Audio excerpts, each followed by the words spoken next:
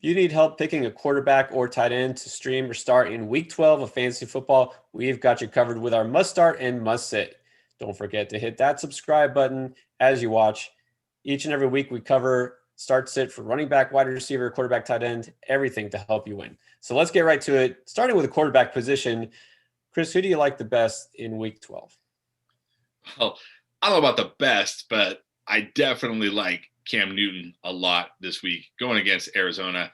And no, not just because he threw for over 300 yards last week, but we talked about it in the running back episode when we talked about James White. Arizona plays really fast, which means New England's going to have more snaps than they normally do. Probably not going to be able to shut down this offense, which means they're probably going to have to throw more than they normally do. And you know Cam Newton's going to give you points with his legs, always has a chance for a rushing touchdown. So I think he has a ton of upside this week in this matchup. I've got him as a top 10 quarterback. Yeah, I mean, last week's matchup with Houston definitely looked good. You saw what happened. Actually, kind of surprising that they had to pass the ball so much. They fell behind early, and you saw what happened. One of his biggest games as a Patriot, not on the ground, but in the air, definitely could happen against Arizona, which is a decent but not great defense. All right, so I'll go at quarterback with, well, is he a quarterback? Taysom Hill. Okay, now I'll admit I was a little surprised at what happened. You know, if you joined us last week and talking about what was going to happen. Well, first of all, we thought it was going to be James Winston starting the game. Then when we figured out it was Hill, I thought, well, okay, they're going to dump the ball off a lot, right? It's going to be the Alvin Kamara show. They're going to run the ball, and they're going to kind of keep him, as far as keep him on the ground, I should say, kind of not air it out too much. Well, he aired it out a couple times. He targeted Michael Thomas a ton. He didn't target Kamara at all, which is crazy still. And he was the goal line offense.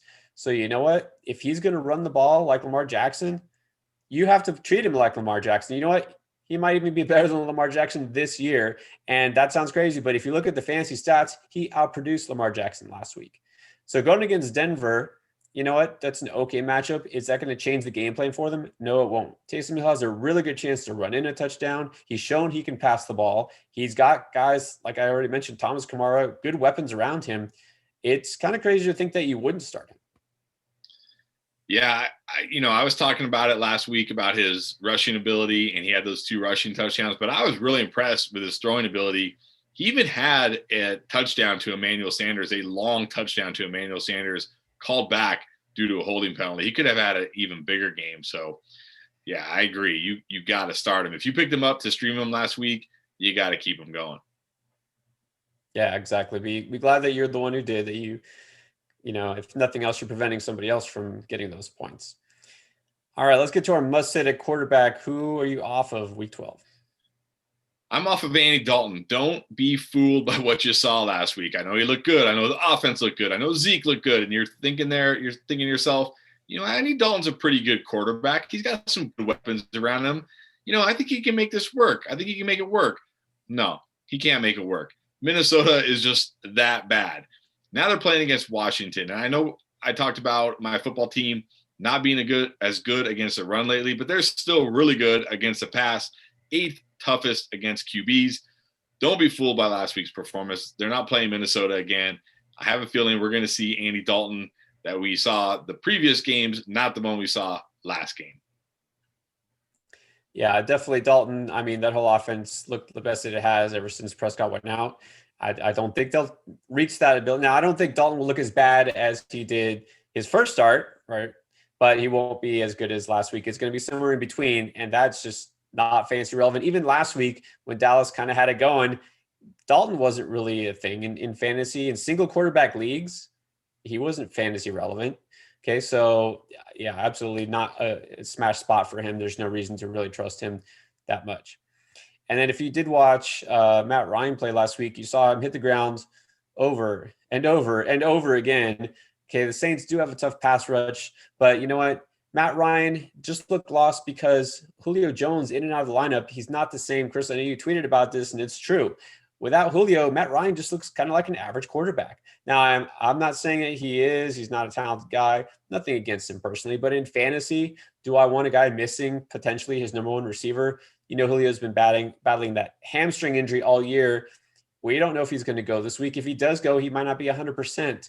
Okay, so I could do better than Matt Ryan. There's a lot of other quarterbacks out there, like the guys you mentioned, Cam Newton, Taysom Hill. I think I'm off of Ryan just because that Falcons offense, well, I think they'll have a better time running the ball anyways, based if you heard what I talked about with Todd Gurley and the running back starts it.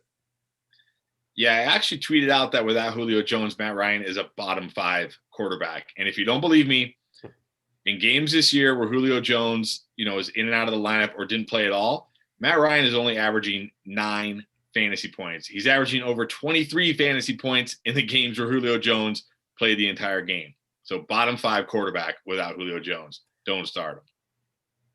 All right. Well, that nails that point home. Bottom 5. Ouch. I didn't even know it was that bad. All right. But let's get to tight ends now. Tight end is just notoriously thin. If you have Kelsey, congratulations this year. You're probably going to win. If you don't, like the rest of us, then you got to pivot somewhere else. All right. So who do you like in week 12 at tight end? I love Hunter Henry this week. Over the last 2 weeks, he's got 6 and 7 targets. And now he's going against a Buffalo defense that hasn't really been that good anyways, right? They're not shutting down any position, but they've been especially bad against tight ends. One of the worst against tight ends, actually. And, I gave you a little grief last week for having Justin Herbert as your must start with that haircut, but it didn't matter. It's obvious that the hair was not the secret because Justin Herbert lit it up even with that crew cut or whatever that thing was called that he's got on his head now. And I expect him to do the same this week against Buffalo. You got to think this is going to be an absolute shootout, and Hunter Henry is getting more involved. So start him anywhere you got him.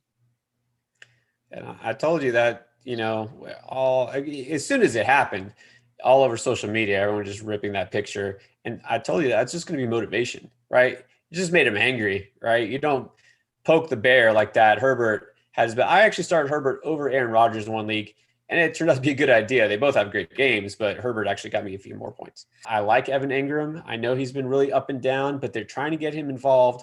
And I feel like this is a great spot. Cincinnati's been terrible against the tight end all year.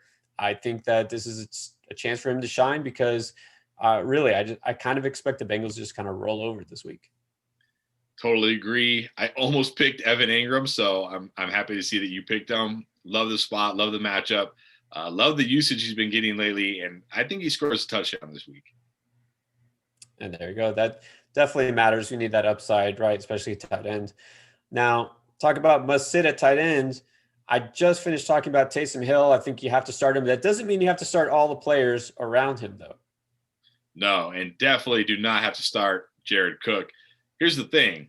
He had some value with Drew Brees because Drew Brees doesn't throw the ball down the field anymore. Well, Taysom Hill was throwing the ball down the field. I mean, he threw some deep passes to Emmanuel Sanders. He was looking for Michael Thomas, not really looking for Jared Cook. And if you look at Jared Cook over the last 3 games, he has a total of 6 targets, 6 total over 3 games. You cannot start him. I mean, best case scenario, he catches a pass for a touchdown and gets you something. Otherwise, he gets you nothing. Do not start Jared Cook. Yeah, and I have to say this doesn't surprise me. I feel like this was going to happen. They were going to phase Cook out of the offense. They drafted Adam Troutman for a reason. Cook is going to walk after this year, be a free agent. They're not going to need his services. He's an aging tight end, had some good seasons, but no longer needed. So I feel like Cook just isn't going to be valuable, honestly, this week and beyond. I also kind of have to feel the same way, at least for the short term, about Jonnu Smith.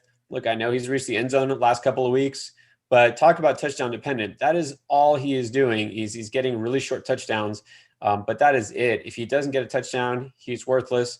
Going against Indianapolis defense, we know the Colts have statistically the best defense in the league. It's a rematch of that game. Last game against them 2 weeks ago, caught 2 passes for 14 yards and a short touchdown.